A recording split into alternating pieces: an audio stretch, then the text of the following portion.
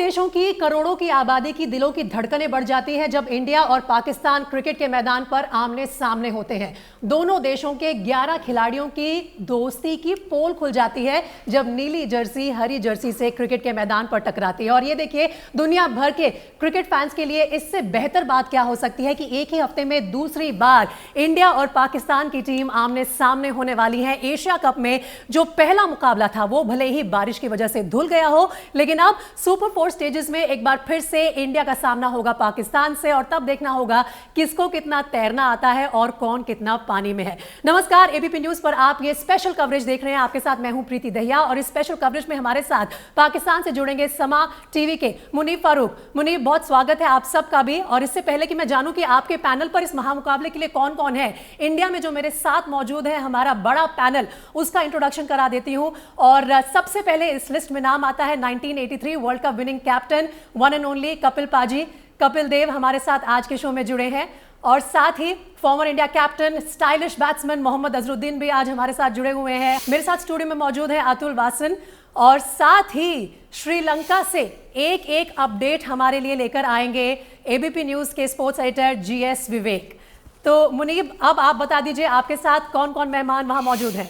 बहुत शुक्रिया प्रीति, और मैं भी आप सबको वेलकम करता हूं। ये बड़ा सुनहरी मौका है, और आपने कहा कि पता लगेगा कौन कितने पानी में है, तो आज इस टाकरे के अंदर भी पता चल जाए कि कौन कितने पानी में है। आपके मेहमानों को एक दफा फिर मैं खुशामदीद कहता हूं। आज मेरे साथ मौजूद हैं, मुझे को होस्ट कर रही हैं सवेरा पाशा, हमारे पैनल के ऊपर मौजूद हैं मुश्ताक अहमद साहब और मोहम्मद यूसुफ साहब, और हमारे लाला शाहिद आफरीदी। आज ये जो जोड़ है इसके अंदर जोर है, और ये जोर होना भी चाहिए। तो मैं मेरे ख्याल में शुरू करता हूं अपने ही मेहमानों से। लाला, तो आपके लिए कितना ज्यादा, आप कितना लुक फॉरवर्ड कर रहे हैं इस मैच को, क्योंकि पहले मैच ने हमें बहुत मायूस किया क्योंकि बारिश ले गई उस मैच को। इस मैच के अंदर आपकी कितनी एक्सपेक्टेशंस है, कितना तगड़ा मैच होने जा रहा है? मेरे ख्याल में देखें जी, लास्ट मैच हुआ, नो डाउट तकरीबन मैं कह सकता हूं कि 75% मैच जो है वो पाकिस्तान जीत गया था। जबरदस्त किस्म की बॉलिंग की थी। अब इस बार जो है वो मुझे अपने बैट्समैनों का इंतजार है कि अगेंस्ट इंडिया जो उनकी बॉलिंग है उसके खिलाफ कैसा खेलती है। बैटिंग नहीं, वेदर की वजह से नहीं हो पाया पूरा मैच, लेकिन अच्छा मैच होगा उम्मीद रखता हूं। जिस तरह हमारे बॉलर्स ने डोमिनेट किया है, एंड देन फिर उनकी जो पार्टनरशिप थी, जो उनकी wicket keeper and then Pandey की जो आउटस्टैंडिंग पार्टनरशिप थी, वो एक अच्छे टोटल पे ले गई थी। वो जो टोटल था वो कम नहीं था, वो अच्छा टोटल था। और मैं समझता हूं कि एक और अच्छी मैच की उम्मीद हम सब रख रहे हैं। अजहर भाई, आप ये मानते हैं कि कहीं ना कहीं जिस तरह से रिकवर किया, कमबैक किया ईशान ने और हार्दिक ने, अगर वो नहीं होता तो क्या पाकिस्तान की ये दलील ठीक है कि टीम बहुत मुसीबत में हो सकती थी? इंडिया की 266 से भी कम स्कोर हो सकता था। नहीं, बिल्कुल। देखिए, बहुत अच्छा, उन्होंने बहुत अच्छी बैटिंग की दोनों ने। ईशान किशन और पांड्या ने बिल्कुल एकदम कॉमन सेंस से बैटिंग की, क्योंकि जब पाकिस्तान के जब 4 विकेट, इंडिया के जब 4 विकेट गिर गए थे तो ऐसा लग रहा था कि इतना ज्यादा स्कोर नहीं होगा, बट उन्होंने बहुत अच्छा अपनी तरफ से दिमाग लगाया और एकदम बहुत, जैसा कि जो कॉमन सेंस होता है, जैसा कि जो सिचुएशन होता है उस सिचुएशन को उन लोगों को देख के और वो सिचुएशन के हिसाब से उन लोगों ने बैटिंग की, बहुत अच्छी बैटिंग की। क्योंकि देखिए 266 मेरे ख्याल में काफी, मेरे हिसाब से काफी अच्छा स्कोर था और फाइटिंग स्कोर था, क्योंकि भारत के पास भी अच्छे बॉलर थे, स्विंग अच्छा करते हैं। क्योंकि अगर आप टाइम देखते तो बारिश भी हो रही थी, हर थोड़ी देर को मेन कवर बिछ रहा था, फिर कवर हटा रहे थे, बिठा रहे थे, तो उसी वजह से जब पानी गिरता है, थोड़ा पानी भी गिरता है, थोड़ा डैम भी हो जाती है विकेट जहाँ पे, और कंडीशन भी डैम होते हैं। शायद मेरे ख्याल में वहाँ पे अपने इंडिया के बॉलर्स बहुत अच्छा बॉलिंग करते थे और टफ कंपटीशन दे सकते थे, बट लेकिन जहां तक के मैं ये सोचा था कि वो मैच 50-50 था।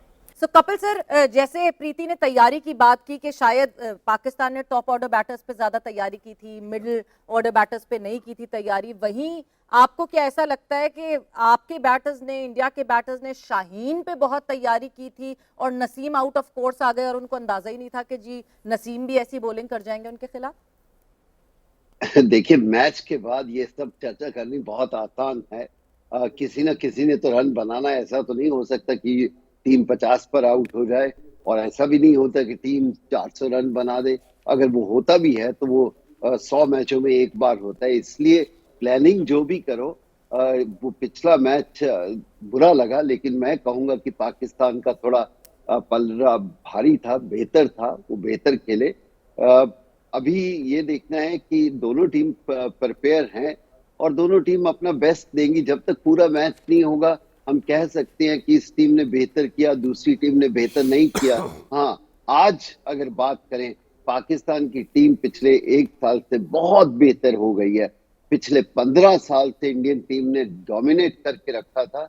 अब थोड़ा सा ये कह सकते हैं कि पाकिस्तान बिल्कुल बराबर है या एक थोड़ा सा इंच ऊपर ही होगी, कम नहीं होगी। और इससे पहले कि मैं मोहम्मद यूसुफ साहब से उसका जवाब भी लूँ, उनके भी लूँ इनपुट्स, विवेक मुझे आपसे ये पूछना है कि हर कोई यहाँ पर फिंगर्स क्रॉस करके बैठा है कि इस बार हमें बारिश नहीं चाहिए, हमें पूरे 100 ओवर्स देखने हैं। आप कोलंबो में मौजूद हैं, आपके पास कुछ और अपडेट्स आ रहे हैं क्या? दोनों तरफ के फैंस को इस बार कोई बारिश की निराशा तो नहीं लगेगी हाथ? देखिए प्रीति, अभी तक तो यहाँ पर बारिश बहुत तेज़ हो रही थी, लेकिन अब धीरे धीरे मौसम साफ होता जा रहा है। और आपको बता दें कि वो एक बहुत बड़ी वजह थी कि मैचेस को कोलंबो से हम्बनटोटा की तरफ शिफ्ट ना किया जाए। होटल की दिक्कत थी और सबसे बड़ी बात ये था कि सुपर 4 में लगातार मैचेस होने, उतने ज़्यादा मैचेस हम्बनटोटा का मैदान हैंडल नहीं कर पाता क्योंकि पिचेस इतने अच्छे नहीं है कि वो जल्दी, अगर बेस्ट फैसिलिटीज़ पूरे श्रीलंका में कहीं है तो वो कोलंबो के प्रेमदासा स्टेडियम है। मोहम्मद यूसुफ साहब आपसे पूछना चाहूंगी क्योंकि यहां पर सवाल ये उठ रहा है कि जो भारत का टॉप ऑर्डर है उसका तोड़ कहीं ना कहीं पाकिस्तान के फास्ट बॉलर्स ने शायद निकाल लिया है। बहुत ज्यादा अटेंशन दी जा रही है रोहित के विकेट पे,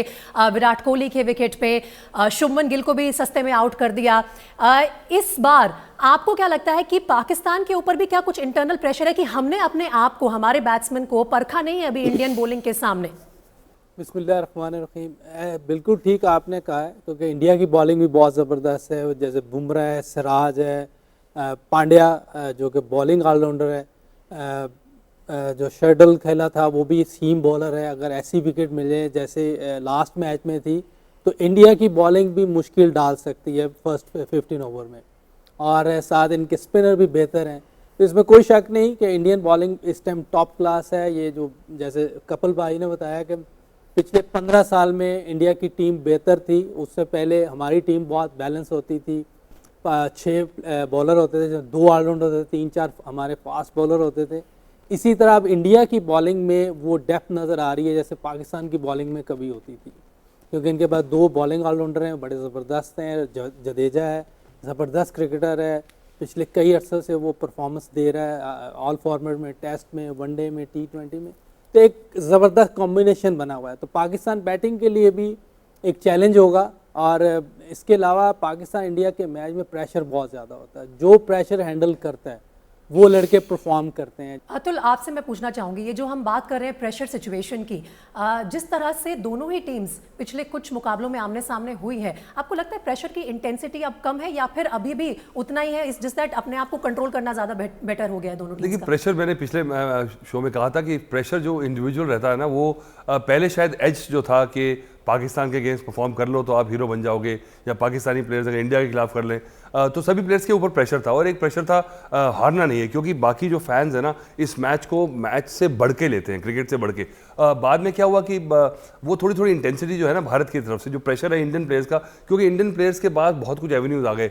पाकिस्तान थोड़ा पिछड़ गया क्योंकि लोगों ने वहाँ जाना बंद कर दिया, अब दोबारा से शुरुआत हुई है। अब मुझे लगता है कि धीरे धीरे हम आपस में कम खेल रहे हैं। हालांकि एशिया कप इतना बढ़िया एक फॉर्मेट सरोगेट निकाला है ICC ने कि चलिए मैचेस कुछ ना हो, एक 3 मैचेस की वनडे सीरीज तो हो ही जाती है हमारी, क्योंकि ये जैसे आप दिखाना कुछ चाहते हैं और हो कुछ रहा है। पर फिर भी बारिश ने, आपने ओपनिंग स्टेटमेंट में बोला आपके कि कुछ तैरना है, कुछ डूबना है, तो आपने पानी का वैसे जिक्र कर दिया तो। और दूसरी बात है, शाहिद ने कहा कि 70% मैच में, मुझे तो लगता है 70% मैच जीते हम जीते हुए थे। अच्छा। वो बच गए पाकिस्तान पहले मैच में, तो ऐसी बात नहीं, मुझे लगता है 266 काफी होने वाले थे वैसे। अब उसी अगर बैकग्राउंड में देखें, और क्योंकि रियर गार्ड एक्शन हुआ। शाहिद भाई, आप एक काउंटर देने वाले थे अतुल को जब उन्होंने कहा वो कि शाहिद भाई कह रहे हैं कि 70% इसीलिए इंडिया जीत रही रखा थी। हुआ है शाहीन शाह अफरीदी को, नसीम शाह को भी। काउंटर ले लेते हैं शाहिद भाई से, फिर मैं अपना सवाल पूछूंगी। जी शाहिद भाई, वो कह रहे हैं 70% जीता हुआ था इंडिया मैच। यार अतुल प्लीज, आप क्रिकेट खेले हुए ऐसी बातें किया करो जो समझ भी आया करे ना यार।